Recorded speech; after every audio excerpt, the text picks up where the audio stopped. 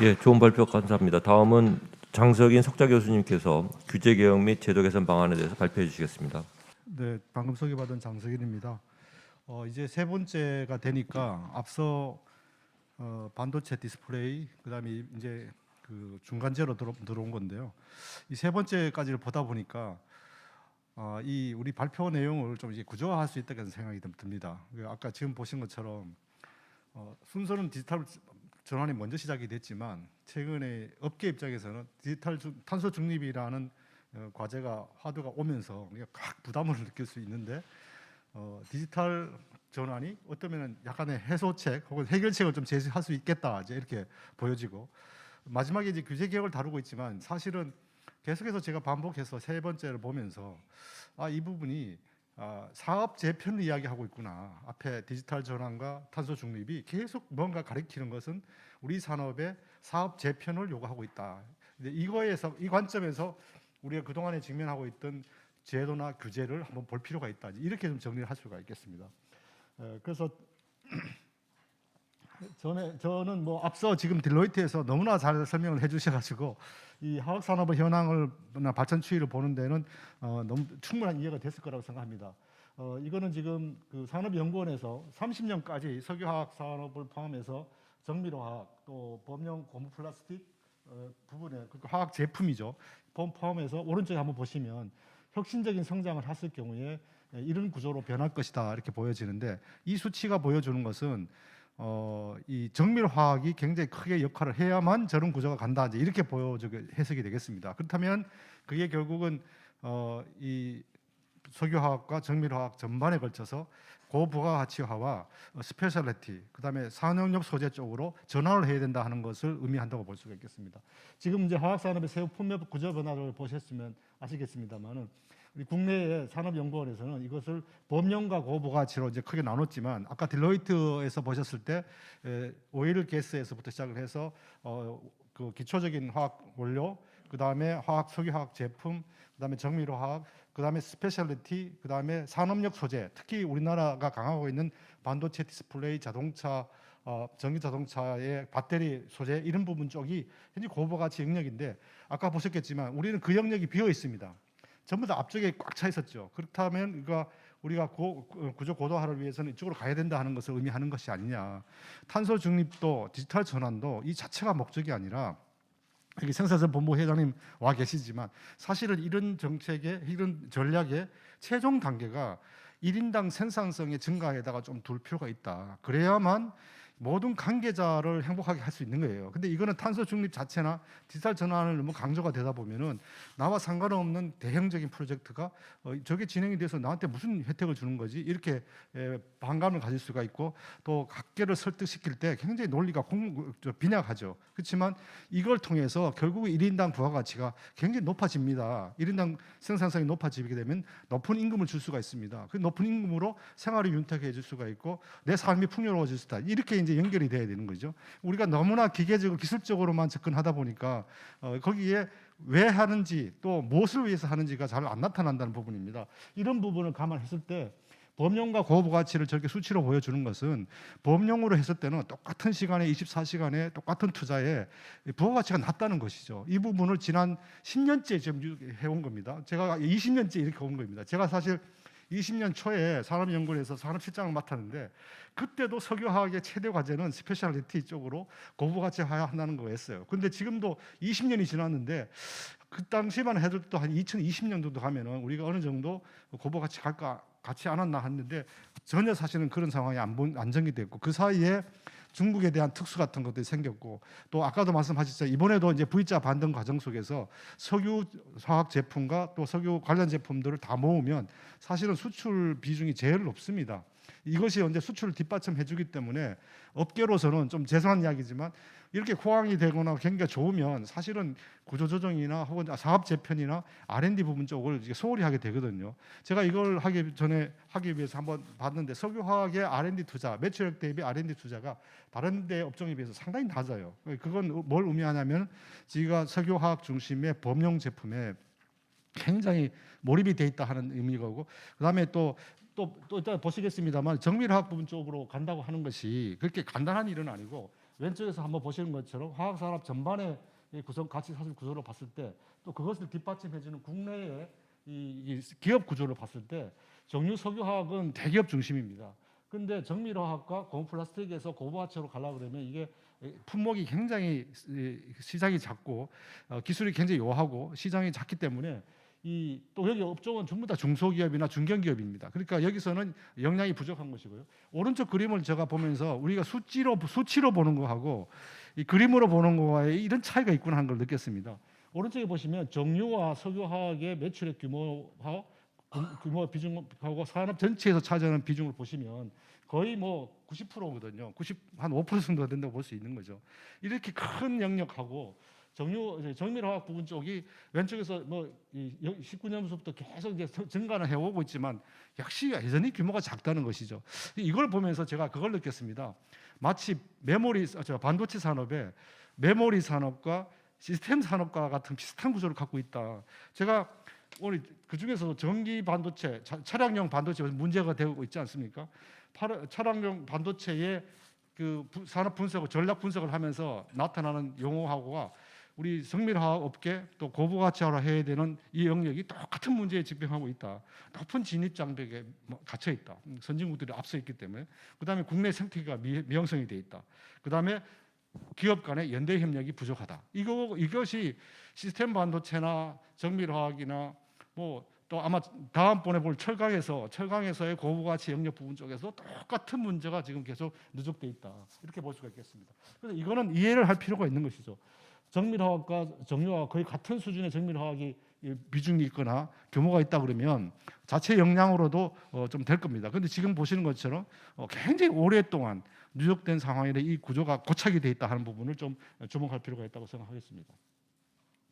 자, 이런 맥락에서 이 구조 전환이 돼야 되겠는데 이 구조 전환을 어떻게 파악할 것이냐. 그냥 단순히 지금 사업을 위축시키고 또 녹색 탄소 중립이라든지 이런 과정 속에서 뭐 에너지 전환을 해야 된다고 하니까 원료 전환을 해야 된다니까 강압적으로 해야 되는 것이냐. 이런 맥락에서 봐야 될 것이 아니라 기업에 있어서 기본적인 핵심 자산과 핵심 활동으로 나눌 수가 있는데 이미 석유화학 범용 제품은 최극단의 양쪽의 위협에 몰리고 있다는 것이죠. 미국의 셰일가스로 인해서 에너지 구조가 확 변하면서 여기 롯데케미칼 오셨지만 롯데케미칼이 공장을 전통적인 내수 산업인데 그 산업이 공장을 미국에다 지을 수밖에 없는 구조가 돼 있거든요. 에너지 원료가 훨씬 싸기 때문에 우리는 수입해서 써야 되고 미국에서는 그 셰일가스에서 나오는 걸 원료로 쓸 경우에 그런 차이.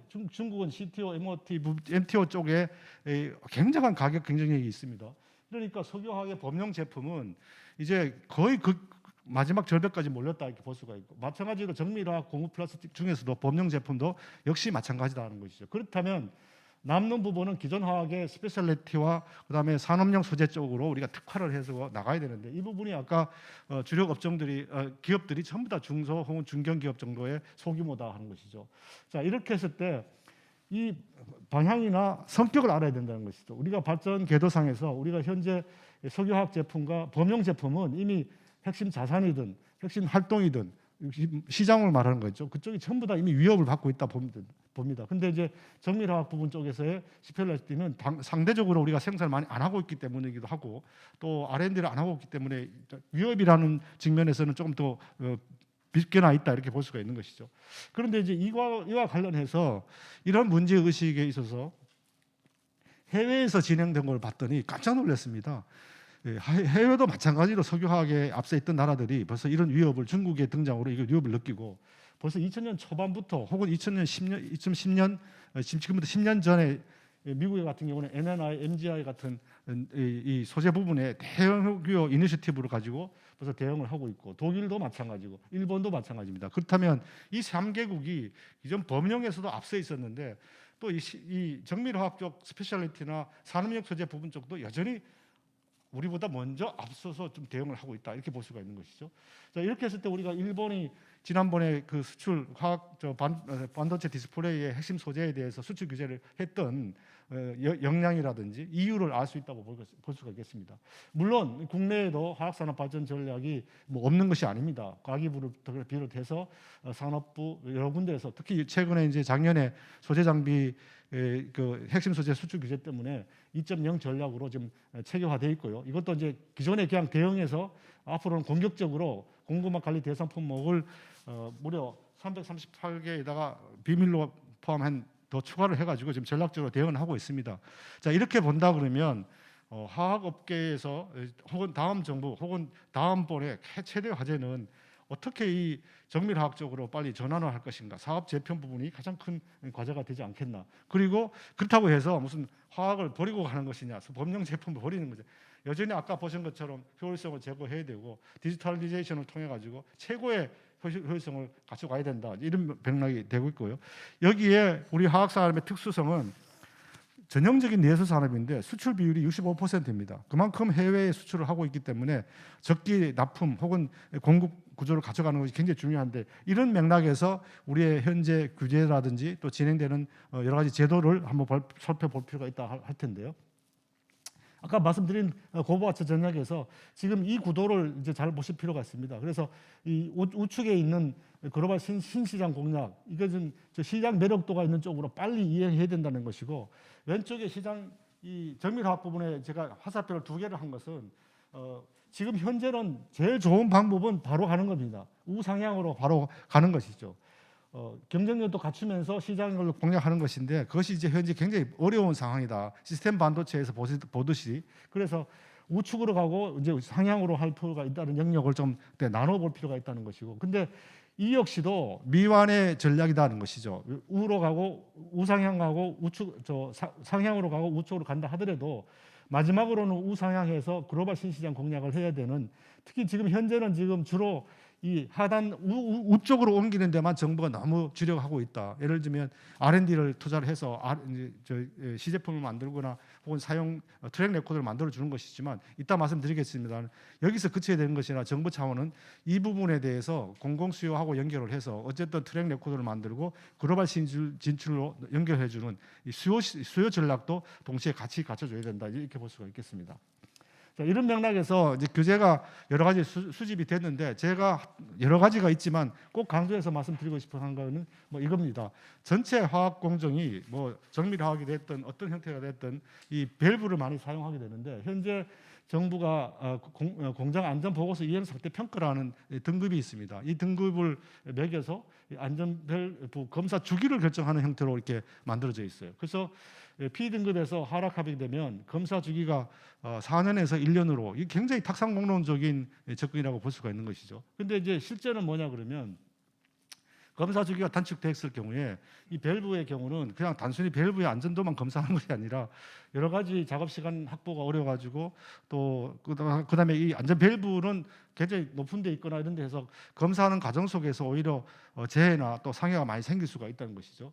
그래서 지금 현재 안전 밸브 문제가 아닌 다른 사유로 문제가 생겨도 이 등급이 하락할 수가 있기 때문에, 이 경우에는 검사 주기를 연장시켜놔서 이게 줄어드는데, 이 부분은 저번에 우리가 이 회의를 스파너 포럼을 시작할 때 우리 회장님께서 글로벌 규제, 그러니까 글로벌 스탠다드에 맞지 않은 규제는 책임지고 한번 바꿔보겠다 하셨는데, 이 부분을 보니까 한국과 일본을 제외한 대부분의 선진국들은 검사 주기를 따로 법적으로 정하지 않고 자체로 다 해결을 합니다. 그만큼 기업으로서는 이 밸브의 안전도가 정확도가 굉장히 사업에 필수적이기 때문에 자체적으로 이 검사 계획을 갖고 주기를 갖고 간다는 것이죠. 이런 부분에서 한번 검토를 할 필요가 있다 되는 것이고요. 그다음에 이제 이 부분은 오히려 이제 과제를 좀 드리고 싶은 겁니다. 이만큼 이 고부가치화나 스페셜리티 등급의 사업 재편이라는 것이 활발하게 이루어지기 때문에, 이 부분에 대해서 사실 지금 최근에 나오는 것도 시스템 반도체처럼 국가적인 차원에서 한번 들여다보게 된다 그러면 여기에 따른 규제라든지 또 촉진시킬 수 있는 제도들이 얼마든지 마련될 수 있다고 봅니다. 그런데 지금 업계에서 올라오는 애로사항이라든가 문제 부분 쪽은 주로 현행 범용 제품 생산 과정에서의 나타나는 에러에 더 포커스에 돼 있지, 이 정밀화학 부분이라든지 고부가치하는 과정 속에서 사업 재편 과정에서 얼마든지, 아까 딜로이트가 말씀 많이 하셨는데 해외에서는 다양한 식의 M&A도 이루어지고 있고요, 또 합종 종행도 이루어지고 있고 얼라이언스도 이루어지고 있는데, 이런 부분을 뒷받침할 수 있는 부분이 마련되어 있느냐, 또 정부 차원에서는 아까 말씀드린 것처럼 주로 R&D를 확보해서 투입해 줌으로 해서 마치 일이 다 끝났다고 생각하는데 이 부분이 시스템 반도체에서 보듯이 수요와 연결이 되지 않으면 그 R&D로 끝난다는 것이죠. 어마어마한 자원들이 들어가서 새로운 제품을 만들어 놓고 결국은 시장으로 연결되지 않은 채로 그냥 끝날 수가 있기 때문에 이런 부분에 좀 포커싱을 해서 우리가 새로운 제도도 좀 만들고 또 불필요한 규제가 있다면 그것도 해소하는 쪽으로 할 필요가 있다. 특히 우리나라 같은 경우에 최근에 밑에서 보시는 것처럼 스페셜리티나 또 산업용 소재의 경우는 다른 나라에 없는 반도체, 디스플레이, 자동차, 특히 전기 자동차나 수소자동차 이런 식으로 지금 급속의 전환이 이루어지기 때문에 여기에 맞추어서 아래 관련된 소재 부분이 같이 맞춰져 가야 우리가 생태계가 탄탄하면서 경쟁 우위를 갖출 수 있지. 이 부분에서도 우리가 이걸 놓친 상태로 앞서 부분에 전기차 부분적으로 전환이 되고 또 배터리 부분에 우리가 간다고 하더라도 그 핵심 소재를 계속 수입을 해야 된다고 한다 그러면 여전히 저부가가치 구조에 머물게 된다. 이런 부분에 대해서 좀 컨설을 해야 될 필요가 있다는 생각이 듭니다. 그래서 어떤 면에서는 우리가 제목 자체를 탄소 중립, 디지털 전환 좀 강한 논리지만 사업 재편과 규제 계획으로 이렇게 하면 구도를 맞춰가지고 사업 재편이 어떻게 지금 현재 일어나고 있는지 얼마큼 되고 있는지 하는 부분을 한번 계속 지속적으로 살펴보면서 문제 의식을 가질 필요가 있다 이렇게 말씀드릴 수가 있겠습니다. 네, 이상으로 제 발표를 마치겠습니다.